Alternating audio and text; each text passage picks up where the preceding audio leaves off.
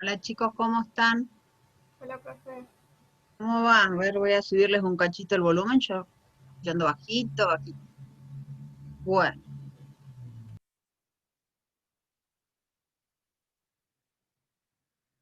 tengo todos, todos, todos.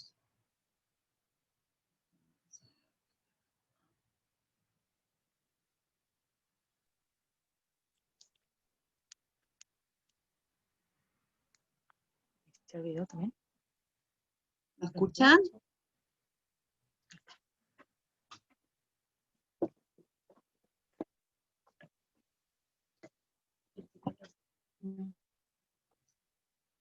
Vamos grabando. Ahí están. ¿Cómo van? Nos mudamos a Zoom, ¿vieron? Al final ganó Zoom la pulseada.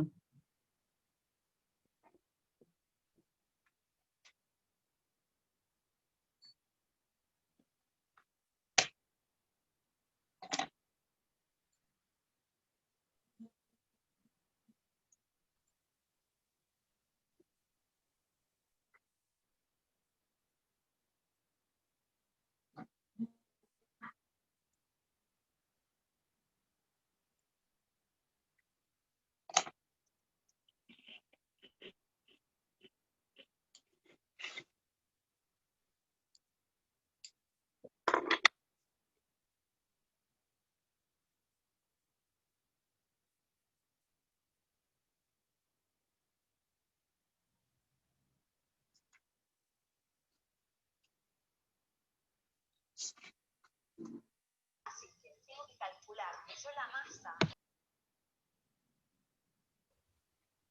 Buenas. Bienvenido, Tomás. ¿Me escuchan ustedes a mí? ¿Me están escuchando bien? Sí. Hola, Perfecto. profe. Sí, se le ¿Cómo escucha. están? Bien. Muy bien. Vamos probando, ¿vieron que al final... Hola Nadine, ¿cómo estás? Vamos a abrir acá si lo puedo ver. Nos mudamos al Zoom. Al final ganó Zoom. Espero que funcione bien. Con ustedes no habíamos tenido problemas con el otro sistema, pero bueno, no, no ocurrió lo mismo para otros estudiantes y otros grupos, así que bueno.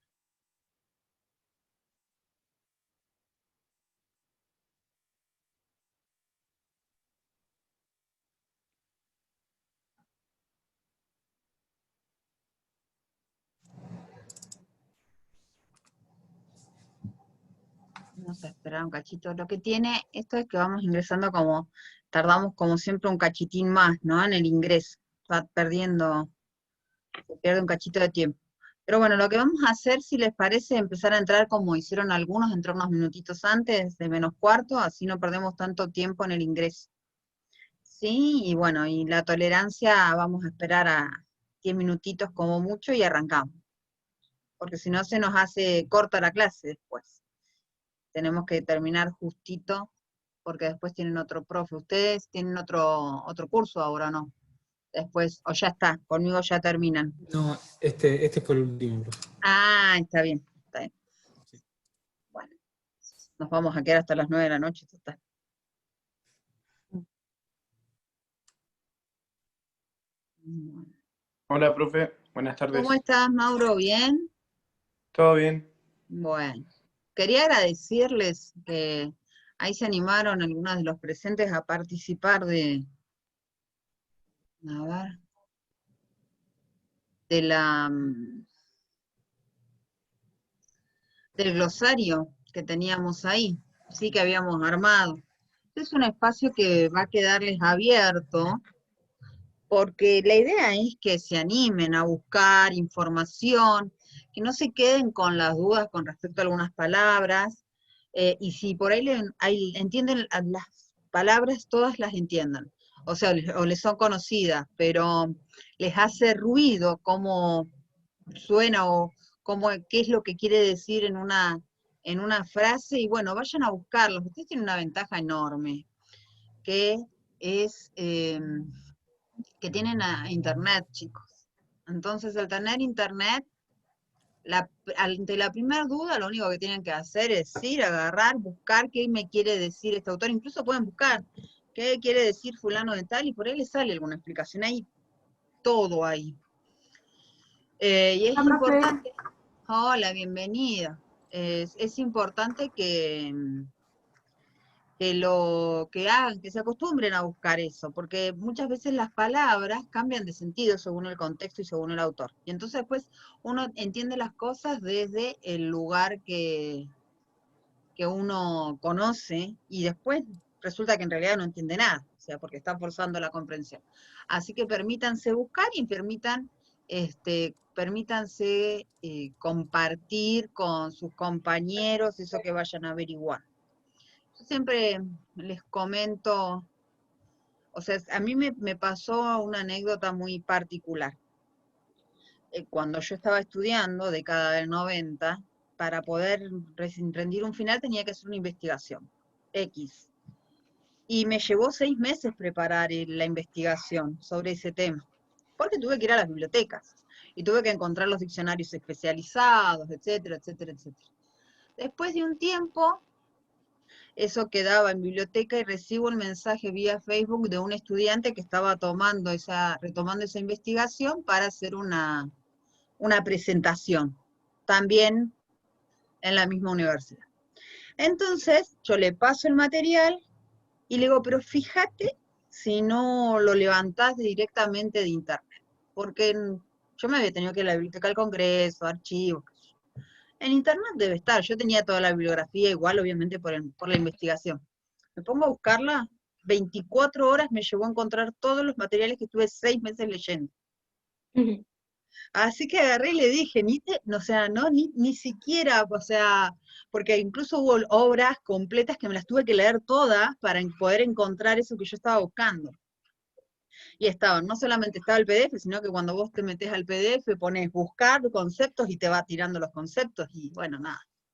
Se los comparto para que aprovechen ese recurso, para que no se queden nada más con lo que están interpretando o con lo que hablamos en clase, que si hay algo que, insisto, ustedes están leyendo y les hacen ruido, porque ninguno de ustedes a esta altura es tabla rasa, cada uno viene de una familia, de una experiencia, de una vivencia, ¿sí? Entonces, tienen herramientas para interpretar qué es, o tratar de comprender. Y por ahí hay cosas que, insisto, hacen ruido, o sea, no termina de cerrar el concepto, vayan a buscar, y si no terminan de comprender y no les alcanzan mis explicaciones, ay, a ver, ¿qué quiso decir Marx con tal cosa?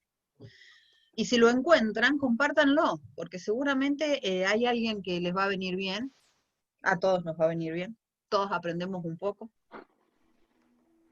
Miren, me acordaba mucho de ustedes ayer a la noche, porque me escribe una cuñada que está estudiando y me dice, Gladys, tengo un problema con el marxismo, va y me pregunta de un autor, el cual yo no desconocía, un autor que escribió un libro hace 5 o 6 años, y le digo, la verdad que no tengo ni idea por dónde va. No, ahora vamos a hablar de la asistencia, Jacqueline.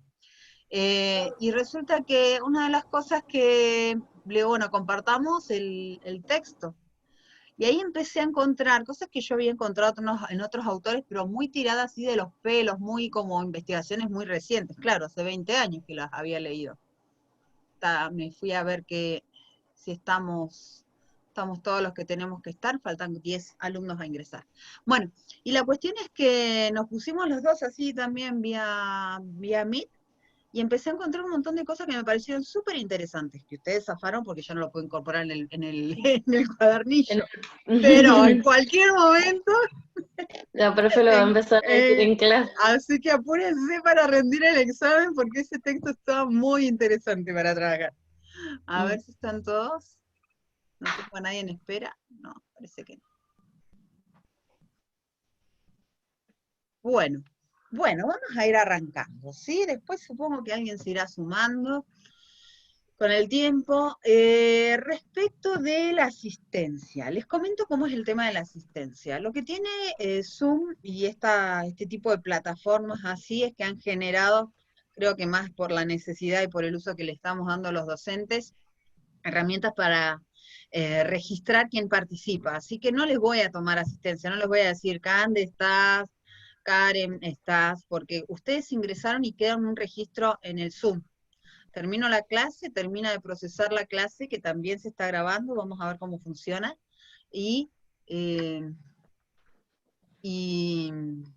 me genera el listado de los que estuvieron, y todo el tiempo que permanecieron también, ¿sí? Así que no se queden esperando que los nombre, porque un solo me va a decir quién estuvo, quién no estuvo, quién salió, entró, todo, dice Hola, las profe. participaciones, todo. Hola, Facundo, ¿cómo estás?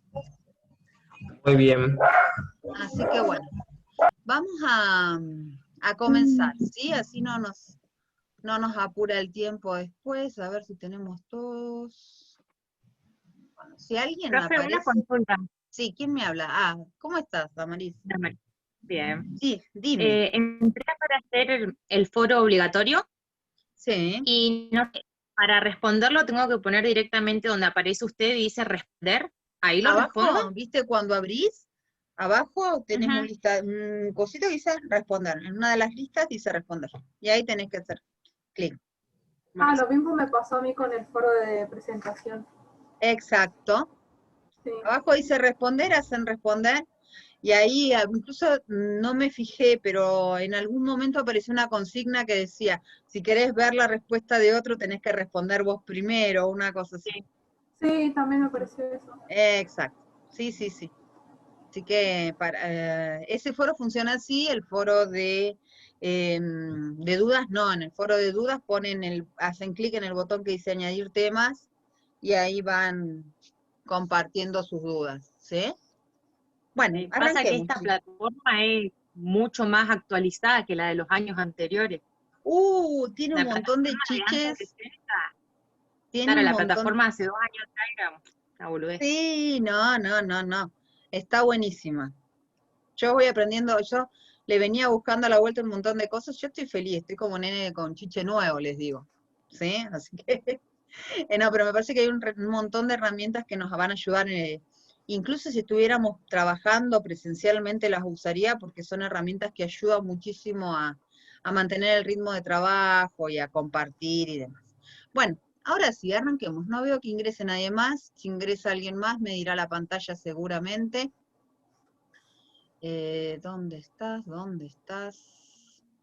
La clase pasada perdimos un montón de tiempo también. Claro, y sí, porque Más problemas tuvimos.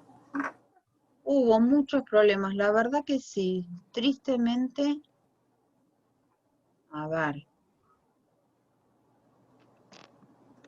¿Dónde estás avanzado? Ahora yo no quiero compartir otra cosa que lo que tengo acá, pero bueno, vamos a hacer.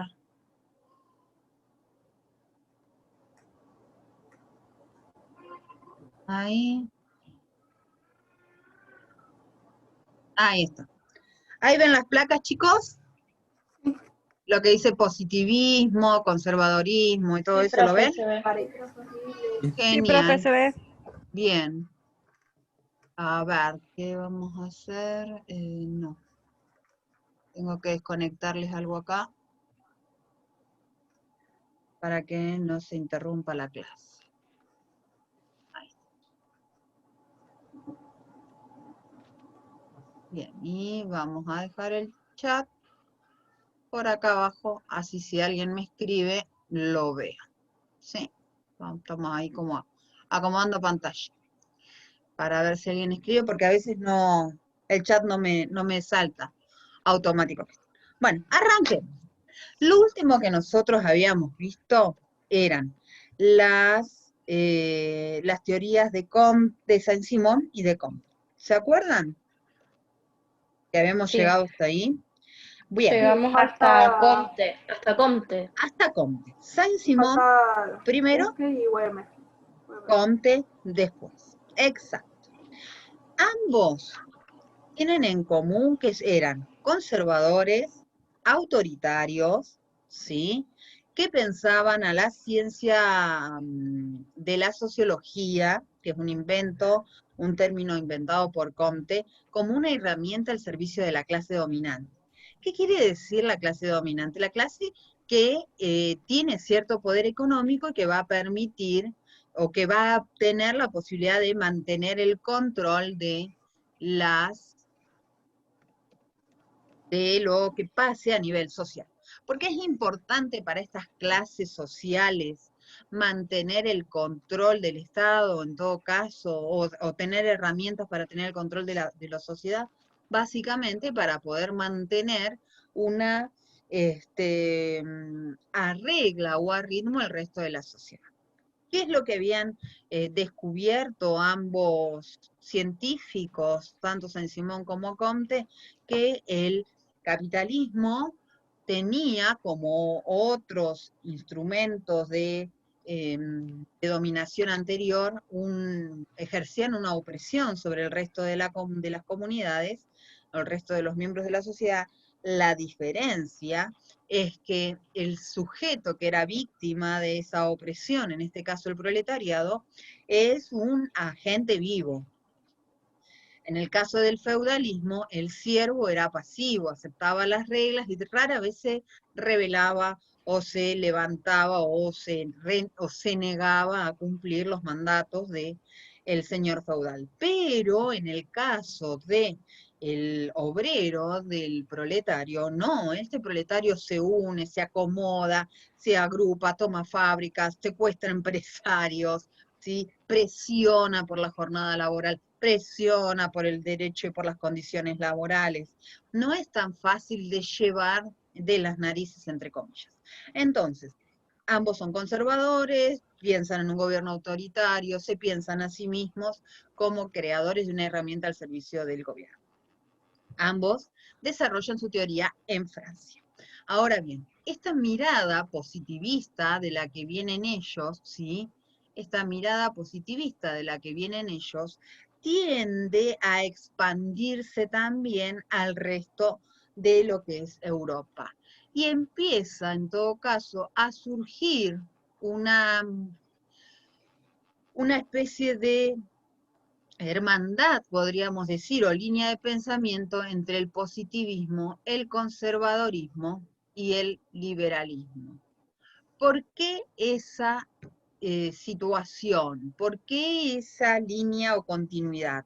Porque el positivismo, que se basa en el análisis de lo observable, naturalizaba el hecho de que la clase conservadora tuviera el control del gobierno y el control de la sociedad, entonces apoyaba y alimentaba el conservadorismo, y el conservadorismo tenía algo que era muy nuevo para esta época histórica, es que estaba, ¿sí?, alimentando un nuevo pensamiento político, que es el pensamiento liberal, ¿sí?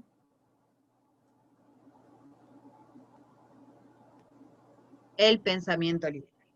¿Qué es el pensamiento liberal? El pensamiento liberal propone un Estado que se ocupe de proteger la propiedad privada, que genere reglas para que nadie pueda apropiarse de la propiedad privada de la burguesía, pero que no intervenga en el campo de la economía. Existe algo que se llama laissez-faire, laissez-passer, es decir, dejar hacer, ¿sí?, dejar pasar.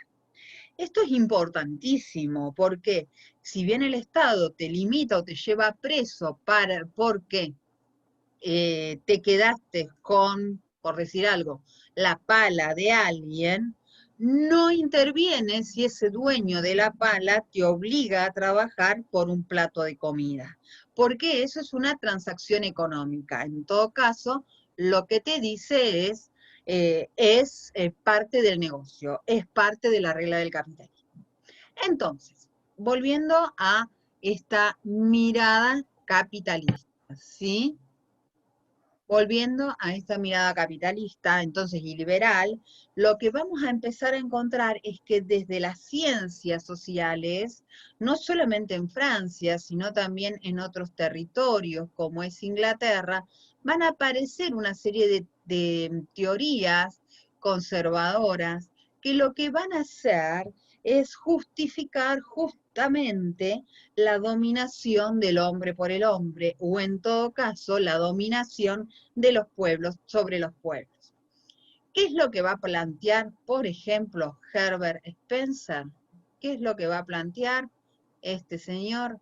Básicamente, lo que va a plantear es que la supremacía, entre comillas, de una nación sobre otra, es decir, la posibilidad que tiene una nación de desarrollarse bélicamente y que de poder dominar y conquistar a otra, y que lo haga, no debe ser mal vista, porque en todo caso lo que está haciendo es ejercer, ¿sí?, un factor natural, algo muy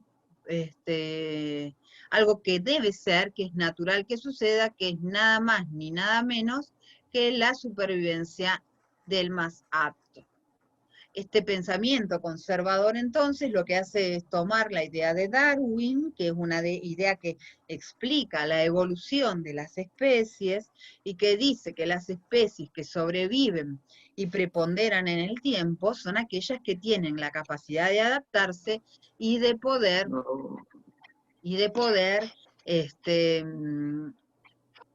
mejorar, incluso si es necesario sacar del, les pido que silencien, ¿sí?, tu micrófono, así, a ver si yo lo puedo.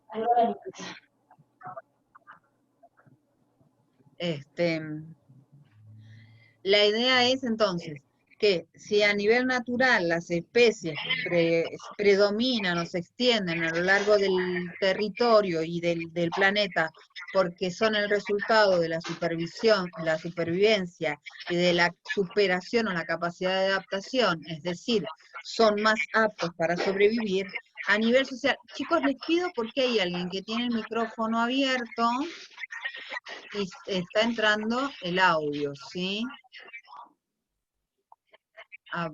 Apaguen, por favor.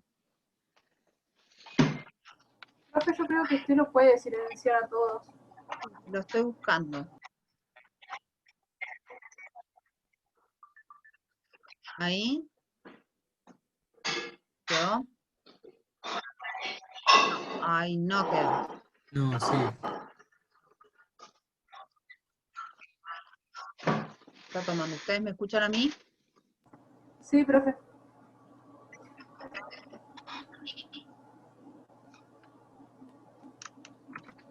Bueno, volvamos a esto. Bien, les decía entonces, la idea de poder trasladar la supervivencia del más apto a la idea... ¿Qué tal, Gastón? Sí, alguien tiene abierto el micrófono y ahora no le encuentro la vuelta para poder cerrárselo. Lo tengo que buscar y la verdad que... A ver dónde lo puedo encontrar. Es el que recién entró. Ahí está, ahí salió. Bueno, les decía entonces, la cuestión es la siguiente. Esta posibilidad, ¿sí?, o este pensamiento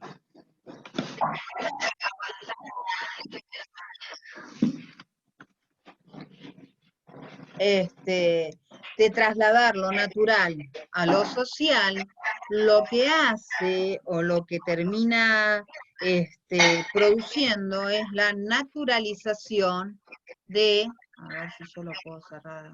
No. ¿Es Gastón? No lo puedo, no lo permite Sí, sí. de donde estoy. Ahí está. Bien. Lo que es naturalizar entonces, algo que va a ser muy propio del capitalismo de la época, que es el proceso de ahí está, ahí lo cerraste. Que es el proceso de, de conquista que va a suceder a lo largo de la historia del capitalismo y del desarrollo, por ejemplo, de, el imperialismo inglés.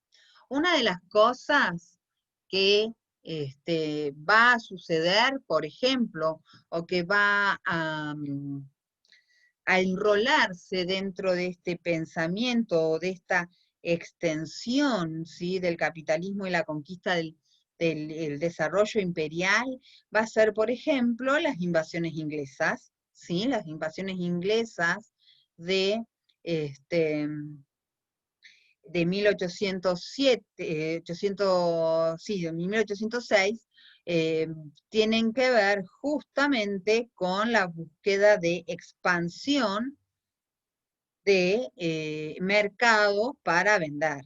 O, por ejemplo, la vuelta de obligado también es otra expresión histórica que vivimos aquí en el Río de la Plata y que tiene que ver justamente con eso, con la idea de si yo tengo la herramienta o el recurso para poder conquistar a otros países y esos países no están en condiciones de defenderse, entonces no es problema mío, es problema de ese pueblo que no puede defenderse de mi poderío, ¿sí? Es como decirle a un lobo que no se coma una gacela, en todo caso es problema de la gacela que no corre más rápido para que el lobo no se la coma, o el león. Bien. Esto es importante porque va a ser la base que va a justificar todo un desarrollo del capitalismo desde Europa hacia el resto del mundo y de Europa entre sí mismos, ¿sí? La relación que tienen de amor y odio entre los capitalistas del mismo territorio europeo.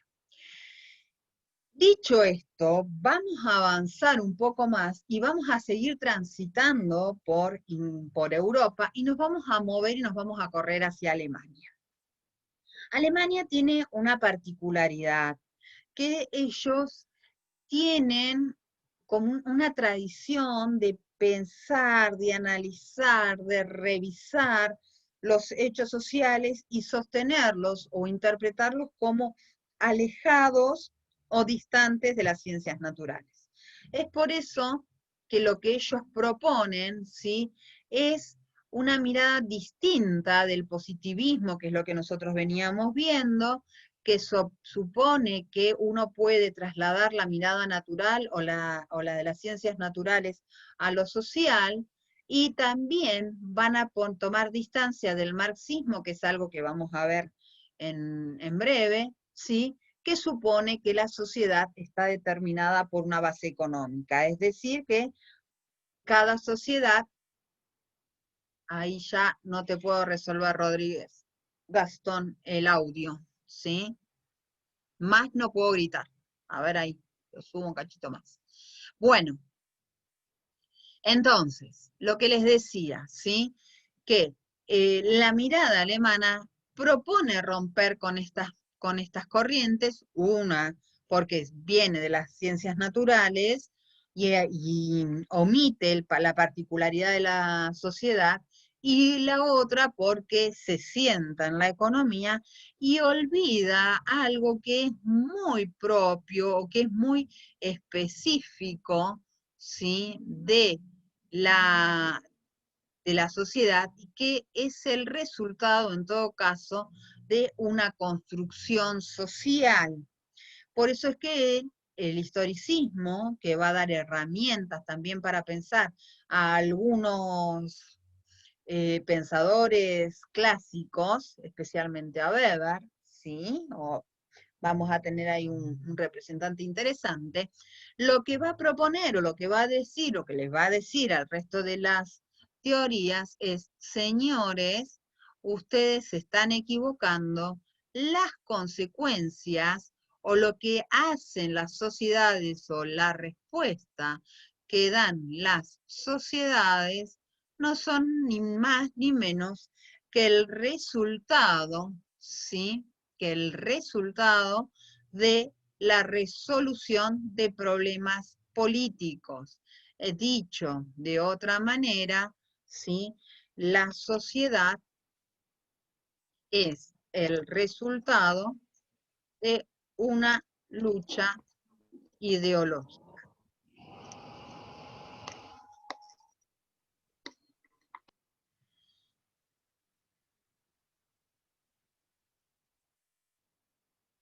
Que sea una lucha ideológica implica que hay modelos.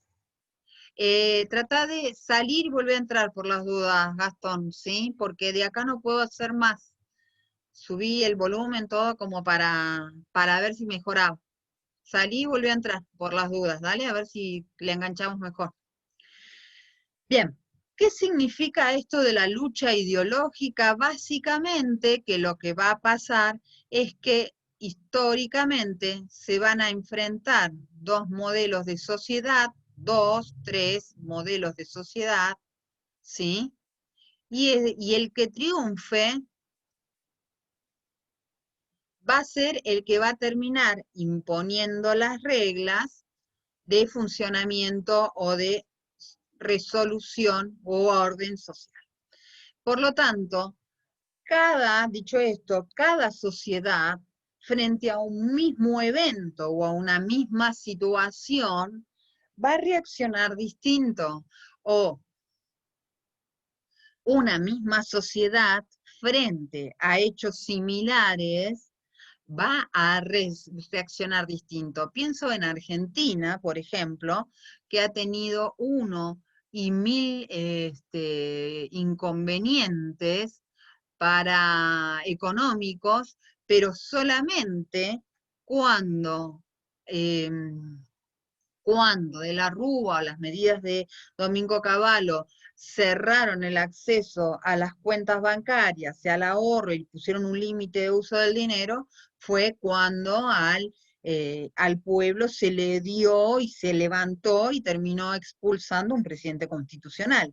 Las crisis económicas gravísimas se repiten en nuestro país, tristemente, casi cíclicamente, pero el único presidente constitucional que tuvo que retirarse por una crisis económica al cual el pueblo se le levantó fue de la Rúa.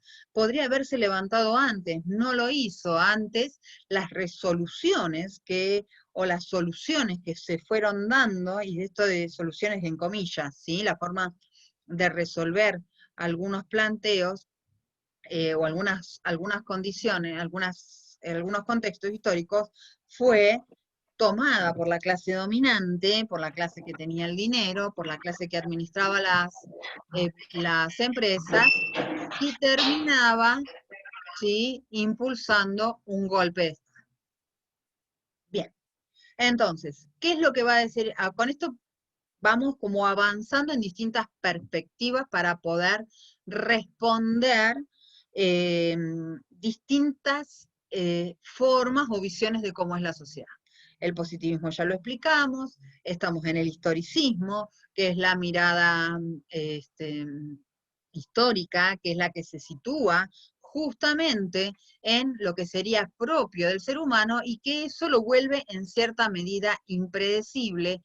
Por lo tanto, para poder entender o poder pensar, ¿sí?, cómo puede ser que una sociedad reaccione frente a un hecho X, ¿sí?, lo que va a suceder es que tenemos que analizar los hechos históricos. Esto siempre nos va a dar un parámetro que nos permita a nosotros anticipar cómo podría llegar a responder la gente. Pero ese anticipo no es nada más que una hipótesis, sino es algo que no se trata de algo que uno pueda calcular matemáticamente, es una hipótesis, una afirmación a ver qué sucede. Bien, del concepto, del contexto de la sociología, hay un autor que se llama Ferdinand Tunis. Lo que hace Ferdinand Tunis es este señor que está acá abajito, ¿sí?, es ofrecer una mirada o una propuesta que permite situarse específicamente en lo social. ¿Qué va a hacer Tunis? Va a escribir un libro que se llama Sociedad y Comunidad, ¿sí? Comunidad y Sociedad, perdón, en la cual dice que lo que es específicamente social depende del tipo de relación que tienen los miembros dentro de esa organización.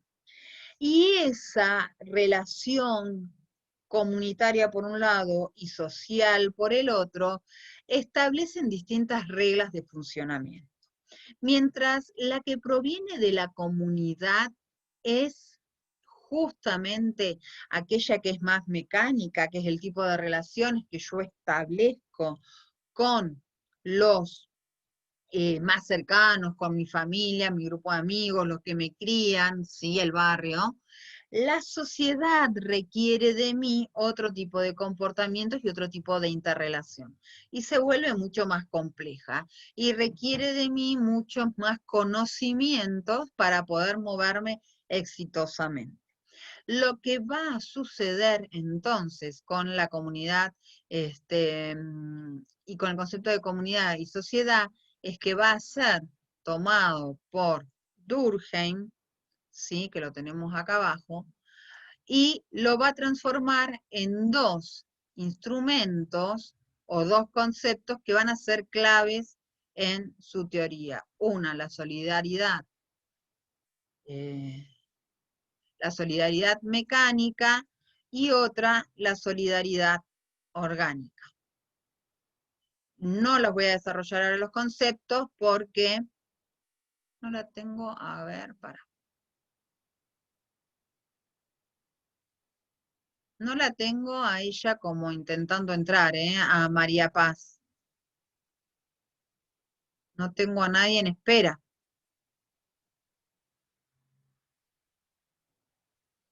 Gastón, ¿me haces un favor y le decís a María Paz que no la tengo en espera? ¿Sí? Que haga clic, ¿le podés explicar vos cómo hacer para entrar a Zoom? Por ahí no se dio cuenta del ingreso del código y el link que apriete, ¿sí? Porque no la tengo acá, no me figura como en espera ella. Si no me salta la campanita para admitir. ¿Dale? Te agradezco, Gastón.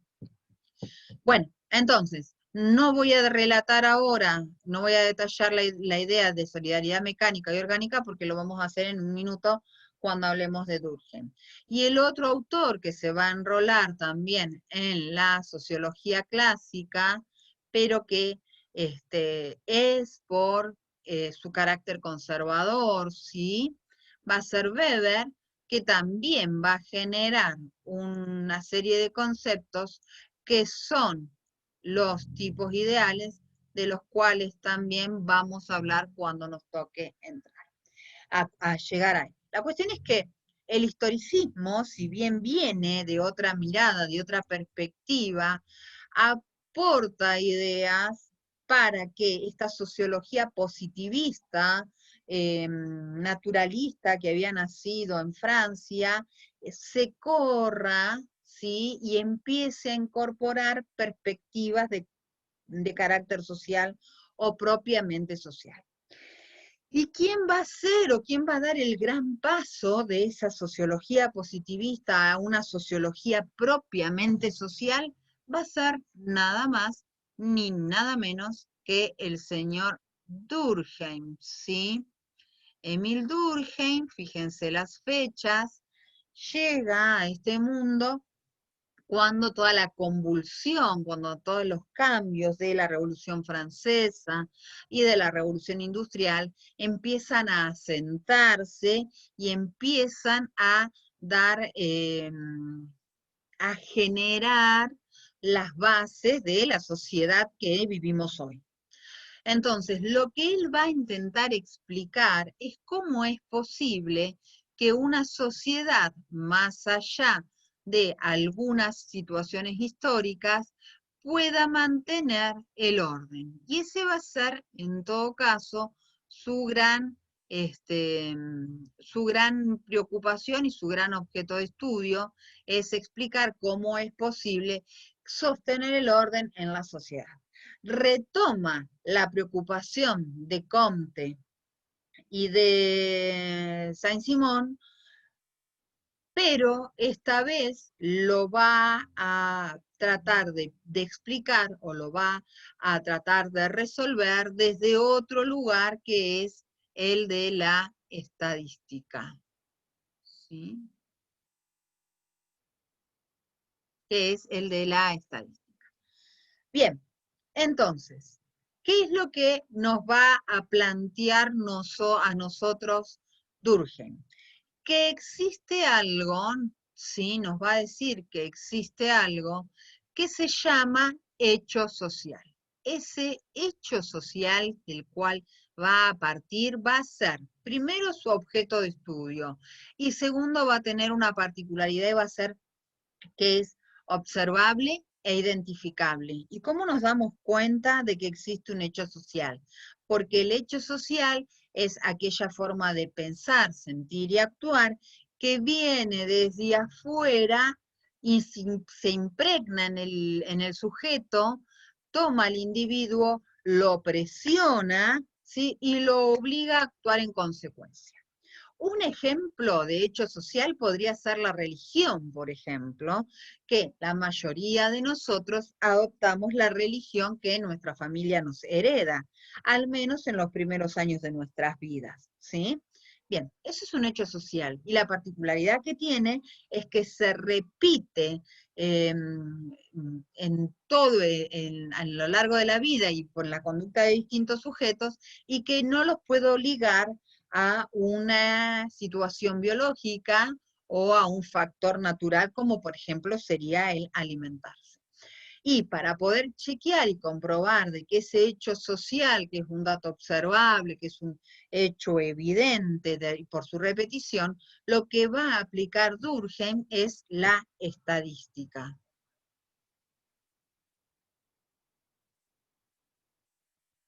¿Sí? La idea de la estadística como herramienta y como metodología le va a permitir a Durkheim entonces generar el primer objeto de estudio de la sociología como una ciencia social propiamente dicha. Ahora bien, ese hecho social que nos impregna se construye y se repite, ¿por qué? Porque dentro de la sociedad o a nivel social, ¿sí?, va a haber una interacción o se va a funcionar en sistema en distintos órdenes. La sociedad, los sujetos, los individuos, para poder funcionar, para poder llevar adelante un proyecto o ser parte de una sociedad, respetan un orden social establecido. Ese orden social establecido va a ser heredado, va a ser enseñado, pero también va a ser inculcado e impuesto. Y para garantizar que ese orden social funcione, la misma sociedad y ese mismo orden social va a impulsar una ley, ¿sí? Es decir, no va a alcanzar con que nuestros papás o nuestras mamás o quien nos crió nos diga robar no está bien, sino que a ese valor moral, por decirlo de alguna manera, se le va a sumar la ley que si llegamos a robar, más allá de que nos dijeron que no está bien, si la ley nos agarra, nos castiga y nos mete presos. ¿Bien? Todo esto entonces siempre está en relación. A cada sociedad corresponde un orden social, a cada orden social corresponde un tipo de justicia y de ley. Esto entonces lo que va a generar es un marco normativo, ¿sí?, que nos va a ir orientando a nosotros, nos va a ir diciendo a nosotros qué es lo que realmente podemos hacer y qué es lo que no podemos hacer, qué es lo que tenemos permitido hacer y qué es lo que no tenemos permitido hacer. ¿Sí? Ese sistema de normas, entonces, va a ir moldeando nuestra conducta y va a hacer que nosotros respondamos, entonces, al hecho social. Bien, para que todo este circuito virtuoso funcione, es necesario que se produzcan o que las sociedades se manejen en dos niveles. Uno va a ser el de la solidaridad mecánica, que como ya les dije, la solidaridad mecánica es el resultado nada más ni nada menos que de la interrelación del grupo principal primordial primario. Ese grupo de familia, el grupo de la comunidad más cercana. Es mecánica porque es automático, nadie lo cuestiona, ¿sí? Y en general se supone que van a tener todos la misma intención o el mismo desarrollo o la misma conducta.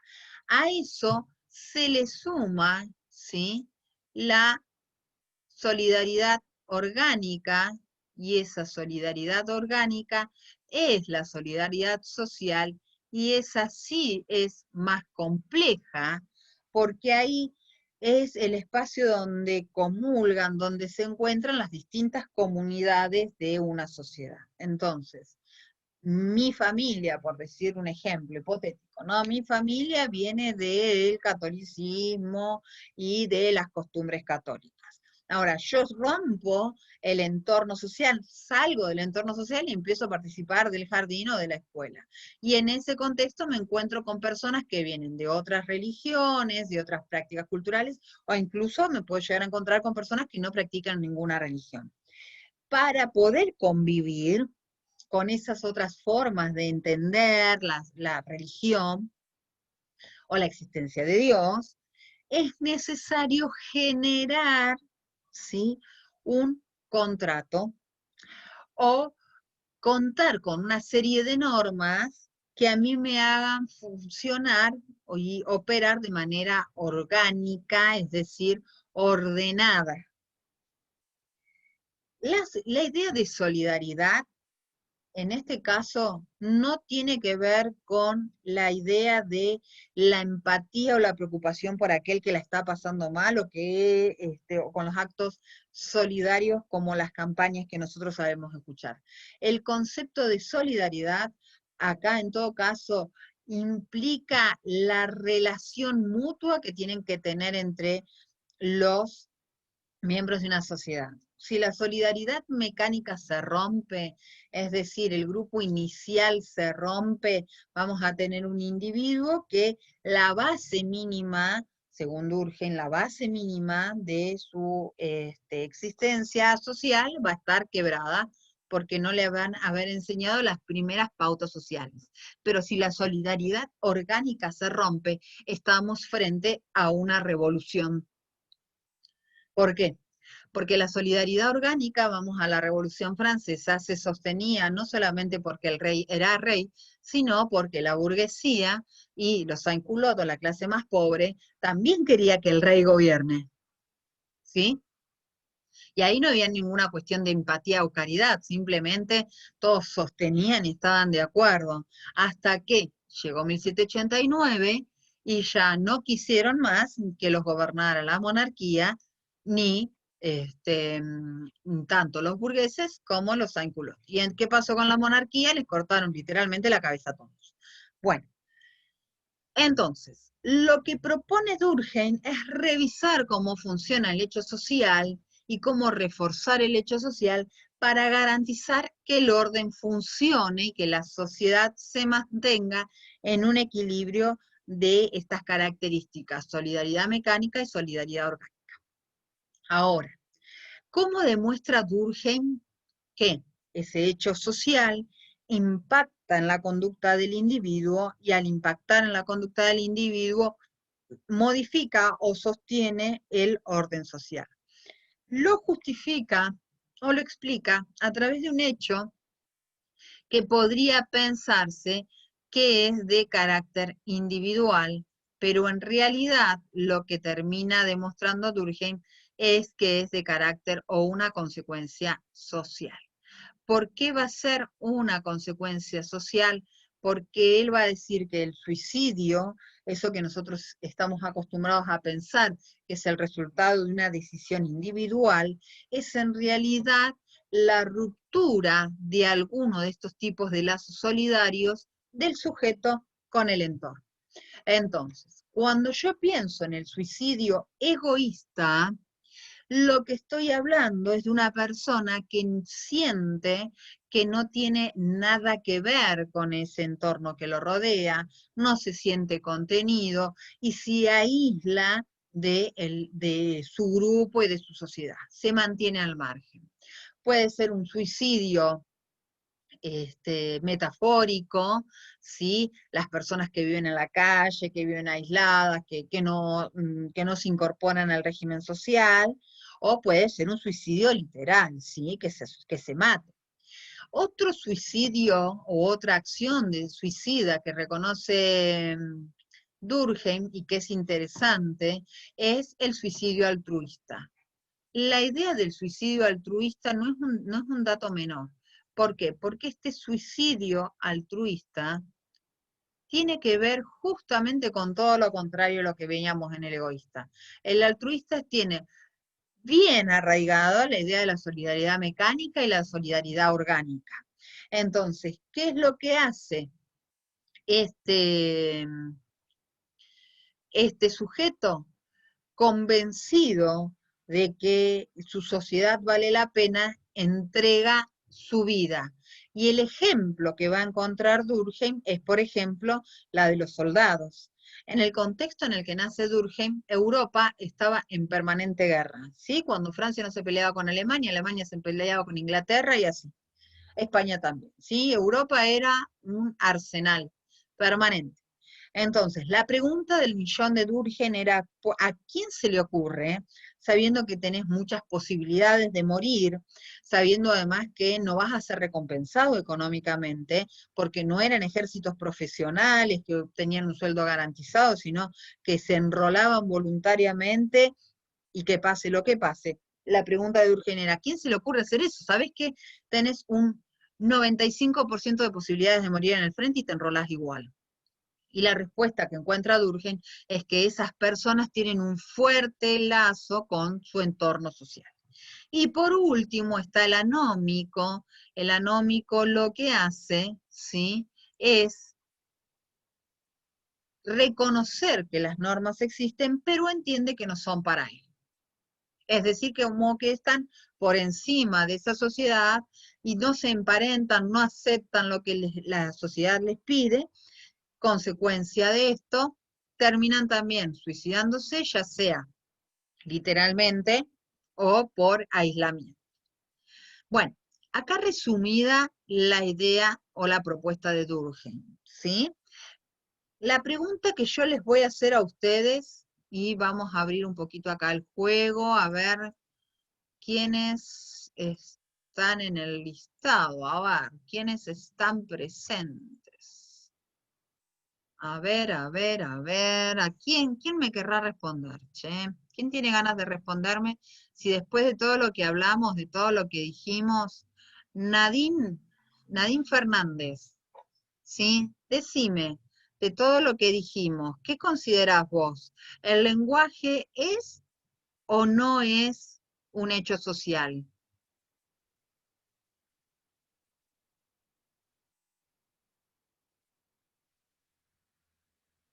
A ver, Nadine, estás escribiendo por... Sí, exactamente. ¿Y te animás a explicar por qué? ¿Por qué crees vos que es un hecho social el lenguaje? Ahora te aclaro, Gastón, lo del anómico, ¿sí? Nadine, ¿me explicás un poquito más por qué crees vos que el lenguaje es un hecho social?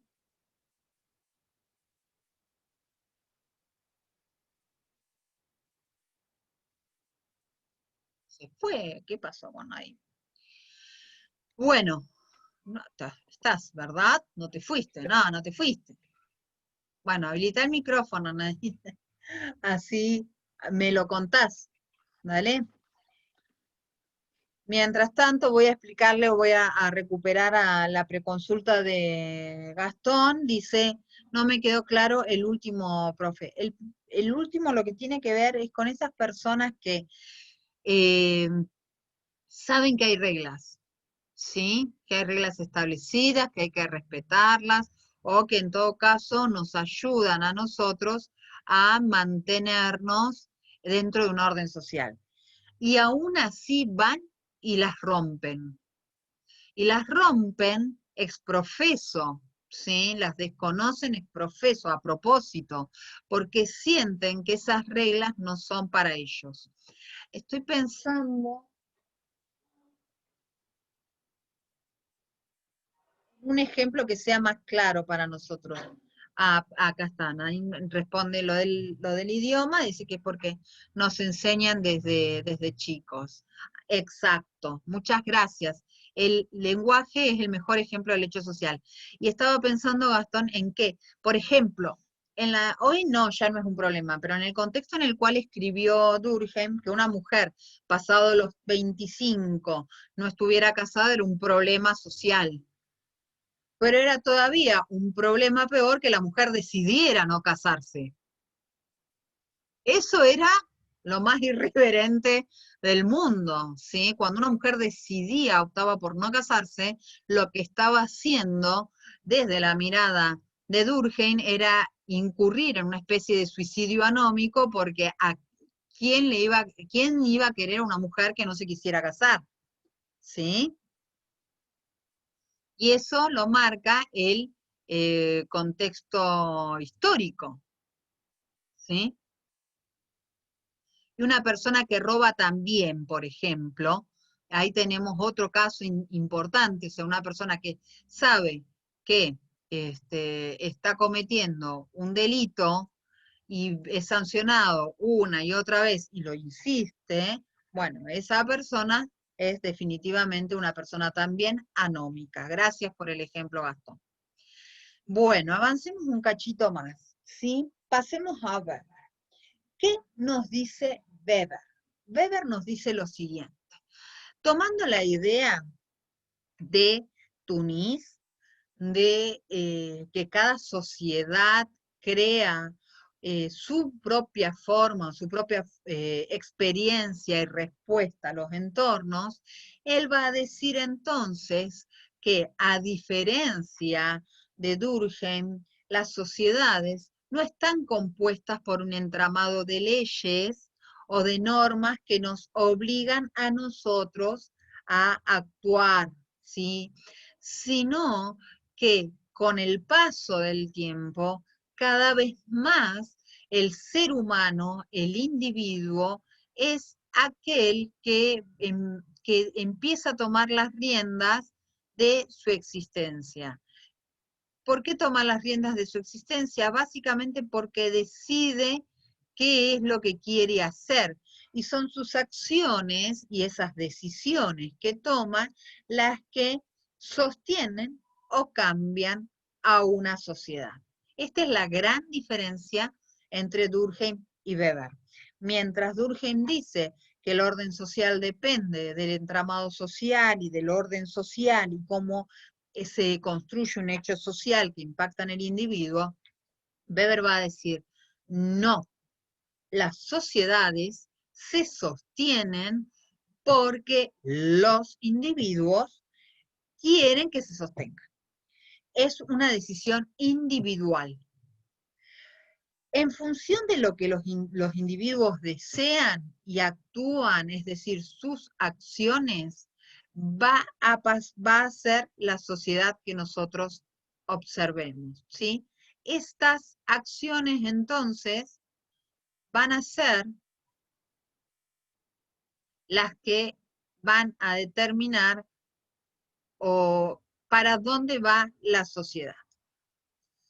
Y las acciones que el sujeto puede tomar van a ser inducidas por distintos factores. Él va a nombrar 4. La primera es la acción orientada a fines, es decir, a mí el hecho social dirá Weber, a mí el hecho social me dirá que a los 25 por ser mujer me tengo que casar. Pero la realidad es que si yo siento que si me caso pierdo la posibilidad, que era muy habitual en la época, de estudiar en la universidad, entonces decido permanecer soltera para poder estudiar en la universidad porque es lo que quiero. ¿Sí?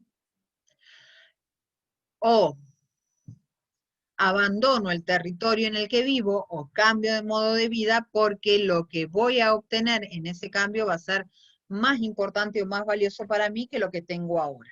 ¿Sí? Con arreglo a valores, principios. Estos principios también conducen al sujeto, al individuo, a accionar en sociedad. Entonces, como decía recién Gastón acá, la persona que roba, y depende del contexto, si es una persona que literalmente no tiene nada, nada, nada para sobrevivir, y tal vez, ¿sí?, sus principios le digan que una cosa es ser pobre y otra cosa es delinquir, y vaya ofreciendo a ser mandados, por decirles algo, para obtener el sustento y no incurrir en la violación de una ley. La otra acción es la acción tradicional, y de todas les puedo decir que la acción tradicional es la más emparentada con las consecuencias del hecho social, porque es la que tiene que ver con lo que se hereda. Entonces, volviendo al ejemplo de la mujer de 25 años en 1800, principio de 1900, si a los 25 años no conseguiste pretendiente, vienen y te ofrecen uno, lo aceptás porque tradicionalmente a los 25 hay que estar casado, ¿sí? Y después la acción afectiva, que es algo que está por fuera del hecho social, porque lo que uno quiere, ¿sí?, lo que uno siente, no está del todo condicionado por el entorno. Entonces, también va a jugar en las decisiones del sujeto las acciones lo que lo mueva a hacer. Por ejemplo, el hecho de rechazar un matrimonio de conveniencia porque simplemente no se lo quiere, no se quiere a la pareja que nos proponen, ¿sí?, en esa relación. Ahora bien, todo esto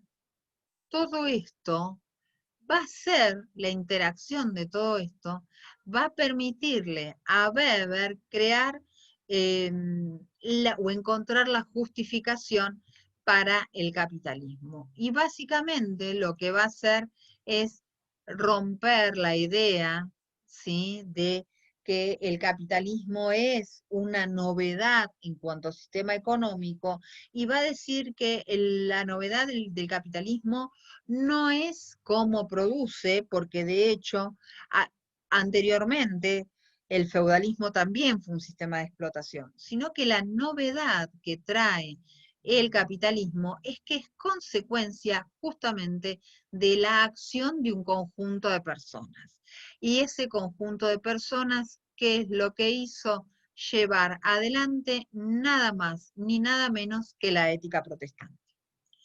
¿Cómo justifica entonces Weber que las sociedades cambian o se sostienen? Justamente en la aparición de la ética protestante, que lo que viene a ser, a diferencia de la ética católica, es exigirle a sus miembros que se comprometan y que crezcan económicamente al interior de una sociedad. ¿Por qué es la gran diferencia? Porque mientras el catolicismo le pedía a sus feligreses que acepten la voluntad de Dios sin cuestionamientos, y entonces eso generaba una sociedad apagada, pasiva, ¿sí? La ética protestante le dice a sus feligreses que si no mejoran sus condiciones sociales, si ellos no hacen un esfuerzo, si no se preparan, si no crecen en su vida, el cielo no los va a esperar. ¿sí? Mientras en la Iglesia Católica les dicen, aceptar lo que viene o lo que tenés porque es la voluntad de Dios, los últimos serán los primeros cuando vayan al cielo, el protestante les dice, no, vos tenés que demostrar en la tierra que mereces el cielo, entonces tenés que aprender, tenés que desarrollarte, y eso que hace, esa perspectiva ideológica, religiosa, impacta en el individuo, ¿sí? Impacta en el individuo y lo lleva a tomar decisiones. ¿Decisiones de qué carácter o de qué estilo en todo caso? Decisiones que tienen que ver con orientadas a fines, me gano el cielo, o orientada con arreglo a valores, las personas valen por el esfuerzo que hacen, no por esperar la voluntad de un superior, ¿sí? También en cierta medida, ya cuando el protestantismo se extiende, porque termina siendo una acción tradicional dentro de la comunidad protestante, y luego empieza a aparecer también lo afectivo, en cierta medida, también vinculado a otros factores que tienen que ver con la autoestima y obviamente con la necesidad o el deseo de seguir perteneciendo a la comunidad que los vio crecer. Bien. Entonces, la gran diferencia entre Weber y Durkheim es que se va a centrar Weber en el individuo y va a encontrar una explicación alternativa al desarrollo del capitalismo. Como les decía antes, entonces, ¿qué es lo que permite a nosotros sostener que una sociedad se va a mantener o poder avisorar que una sociedad va a cambiar? Es porque yo puedo establecer tipos ideales, ¿sí?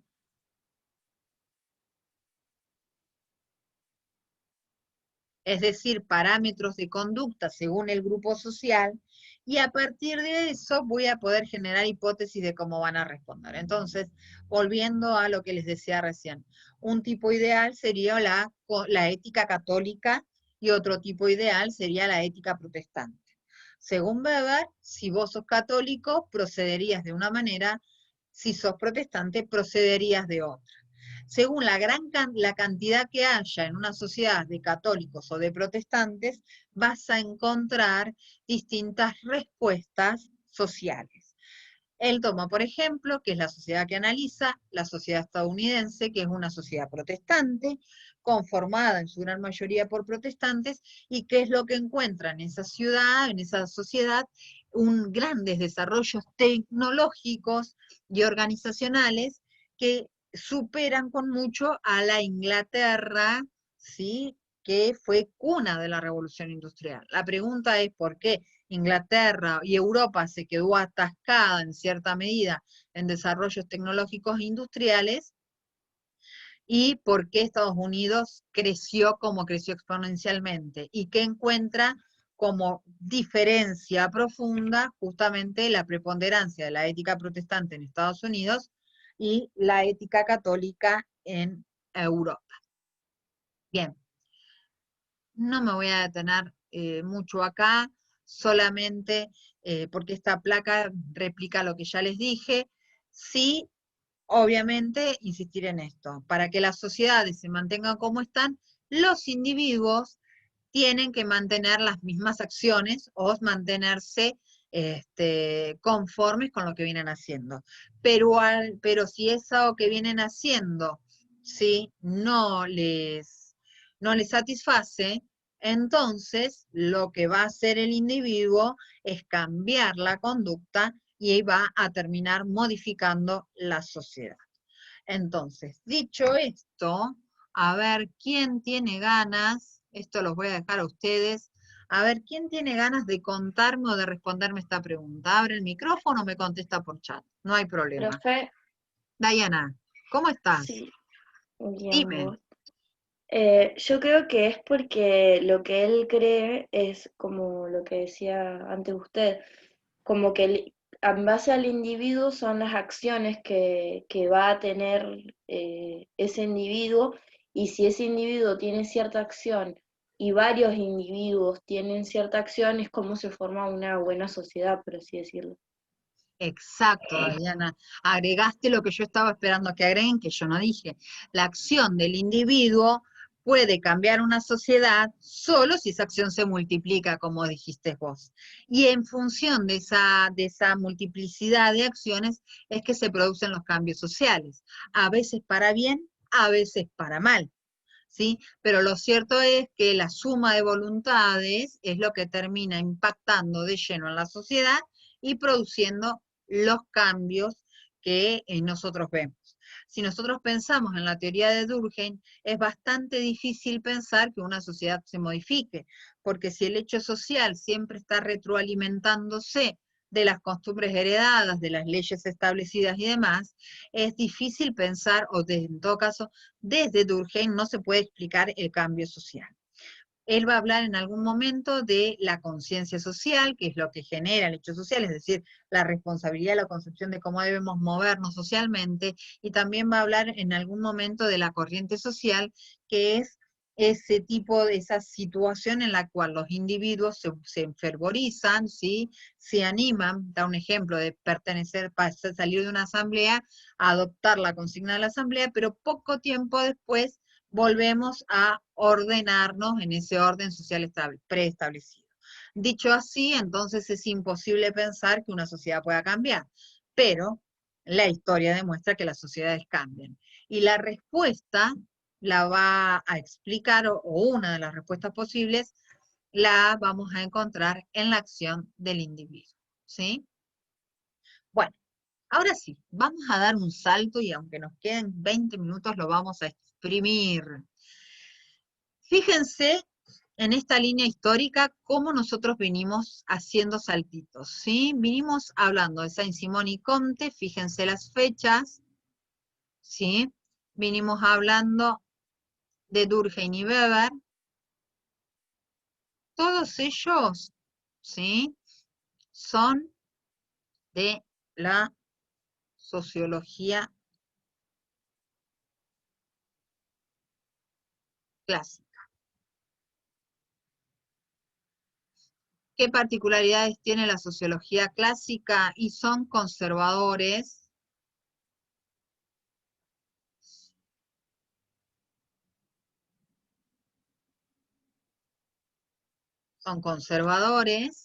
¿sí? Defienden el capitalismo,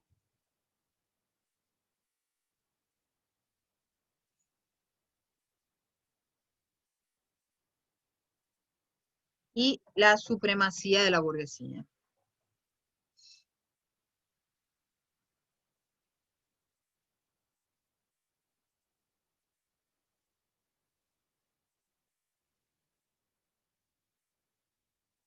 ¿Sí?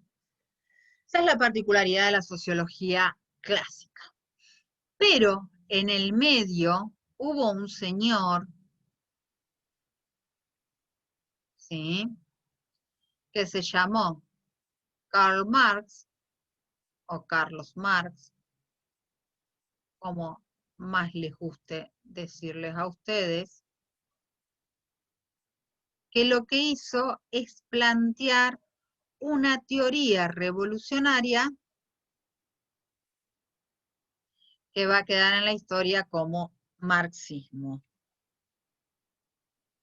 El marxismo parte de una perspectiva que se llama materialista histórica.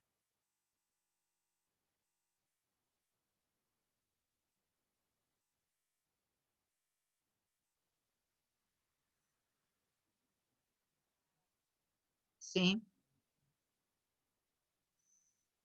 Bien, esta mirada es la que nos vamos a meter a estudiar ahora. ¿Qué hace Marx? Marx rompe, o en todo caso propone una mirada totalmente distinta de la que la sociología clásica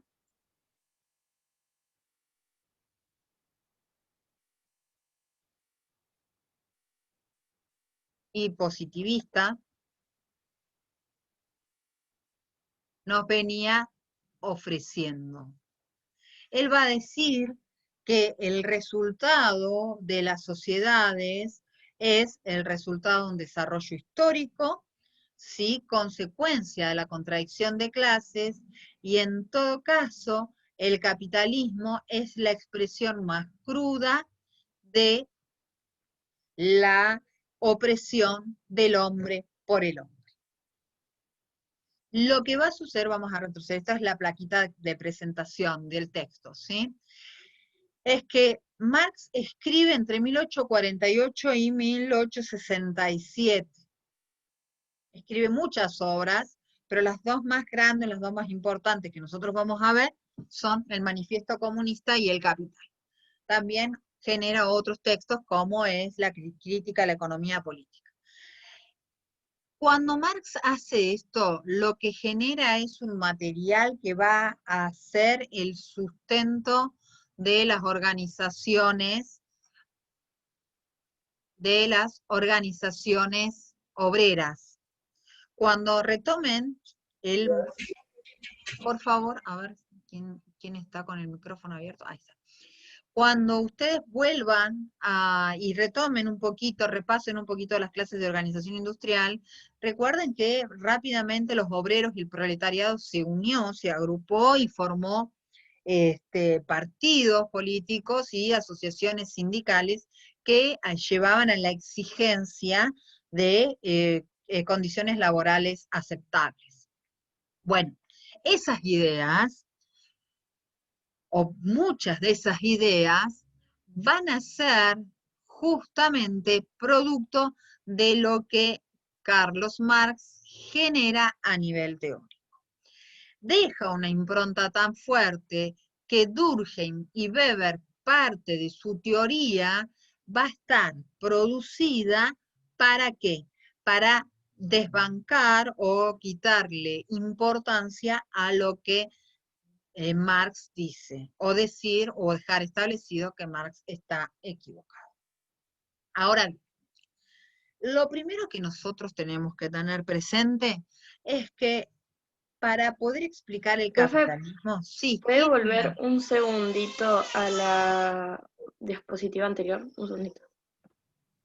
Que me faltó de notar algo. ¿Listo? Bueno, dale. Gracias. De nada. Igual acuérdense que siempre eso está grabado, ¿sí? Por si después se les chispotea algo, como decía el Chapulín, búsquenlo ahí y lo van a encontrar. Bueno, ¿qué es lo primero que el autor que nosotros usamos para interpretar a Marx, que es Raymond Aron, nos dice? Que la mirada de Marx va a venir a contraponerse a la propuesta de un amigo de ustedes que se llama Comte, ¿sí? ¿Por qué se opone a la mirada de Comte? Porque para Comte la evolución o el desarrollo histórico está atravesado por una oposición. ¿Qué oposición? Justamente la de dos tipos de sociedades y dos tipos de cosmogonías o formas de interpretación de cómo debe ser la sociedad. No me voy a detener en esto, ya lo vimos, pero recuerden que para Comte había un proceso evolucionario de la sociedad, que arrancábamos por lo teológico, después pasábamos por lo metafísico, que era el desarrollo teórico puro en sí, y después llegábamos al positivismo, que era una observación directa sobre el hecho.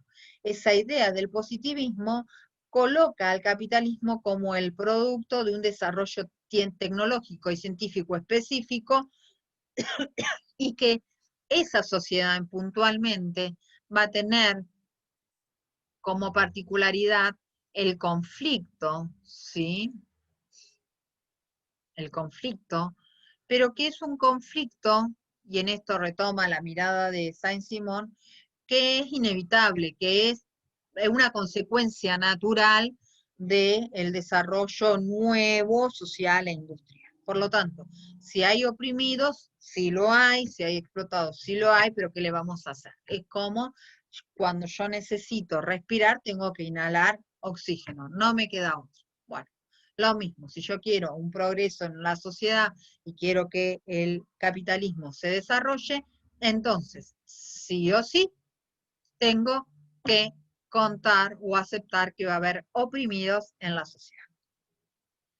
Ahora, ¿qué es lo que dice Marx? Que a diferencia de Comte, que hace como una tabla rasa, ¿sí? Un punto y barajar de nuevo, ¿sí? Marx va a plantear lo siguiente. Va a decir que las sociedades avanzan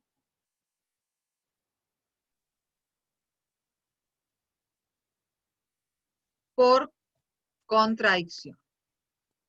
¿Contradicción de qué? Contradicción de clase. Va a decir que no es cierto que simplemente hay una evolución natural y si nosotros tomamos una especie biológica, por ahí podemos ver, qué sé yo, las ballenas, ¿no? Las ballenas que dicen que eran las vacas prehistóricas, porque justamente hay en su cuerpo una parte que creo que es de la cadera que corresponde a la cadera que tienen las vacas. O los pájaros que son en realidad el producto evolutivo de los dinosaurios por el tipo también de cadera que tienen y el tema de los huesos huecos. Bueno, eso es una evolución natural sobre la cual uno no puede tener control. Incluso nosotros mismos como especies estamos cada vez más cerca de perder el apéndice. De hecho, ya hay personas que nacen sin el apéndice porque no lo estamos necesitando. Hace siglos que no lo necesitamos y nuestro cuerpo está empezando a eliminarlo cada vez que nos está produciendo. Bueno, cuando empezamos a pensar en historia y cuando empezamos a pensar en sociedades, Marx dice, no es casual cómo avanzan las sociedades. Y en todo caso, lo que va a ser el movimiento o el cambio de una sociedad va a ser la lucha de clases. La lucha de clases tiene justamente la particularidad de que en simultáneo que está una sociedad funcionando, hay otras, dentro de esa sociedad hay distintos grupos sociales que van a ir peleando por el control del Estado y del sistema económico. Para poder explicar el entonces cómo se desarrolla el capitalismo, no va a decir que es un producto natural de una evolución, de una forma de pensar racional y científica.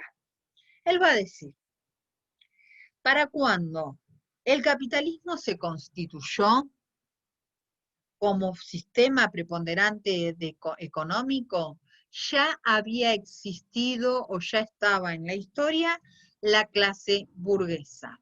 Esa clase burguesa es la de la que yo les hablé a ustedes, que nace de esa clase comerciante que tiene la capacidad de ir comerciar con los distintos puertos del mundo, ir llenándose de dinero y por ese mismo dinero tienen la capacidad de empezar a meterle presión a las monarquías y a los gobernantes para generar las leyes que necesitaban ellos para aumentar su ganancia.